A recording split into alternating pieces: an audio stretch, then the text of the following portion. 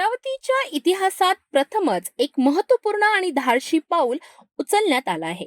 आता जनतेचा आवाज थेट पोहोचणार पोलीस आयुक्तांपर्यंत.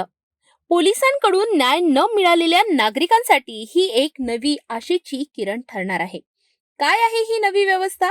कोण करू शकतो तक्रार आणि कधी कुठे होणार हा जनता दरबार जाणून घेऊया सविस्तर. अमरावती शहरात अनेकदा असा अनुभव नागरिकांना येतो की तक्रार असूनही पोलीस स्टेशनमध्ये ती नोंदविली जात नाही किंवा तक्रार नोंद झाली तरी त्यावर कारवाई होत नाही. कधी राजकीय दबाव, कधी गुंडागर्दीची भीती, तर कधी प्रशासनातील दुर्लक्ष. या सगळ्यांमुळे सामान्य नागरिक न्यायापासून दूर राहतो. मात्र आता या सगळ्यांना आळा घालण्यासाठी अमरावती पोलीस आयुक्त कार्यालयाने एक ऐतिहासिक निर्णय घेतला आहे. शहराच्या इतिहासात पहिल्यांदाच जनता दरबार या उपक्रमाची सुरुवात करण्यात येत आहे. या जनता दरबारात ज्यांना पोलिसांकडून न्याय मिळाला नाही, ज्यांची तक्रार नोंदविली गेली नाही किंवा नोंदवूनही त्यावर कारवाई झाली नाही, अशा सर्व नागरिकांना थेट पोलीस आयुक्तांसमोर आपली व्यथा मांडता येणार आहे. या उपक्रमाअंतर्गत दर शनिवारी दुपारी 4 ते 6 वाजेपर्यंत पोलीस आयुक्त स्वतः नागरिकांच्या तक्रारी ऐकणार आहेत.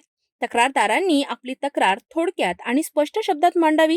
आवश्यक कागदपत्रे आणि पुरावे सोबत आणावेत आणि निर्भयपणे जनता दरबारात सहभागी व्हावे, असं आवाहन पोलीस प्रशासनाकडून करण्यात आलं आहे.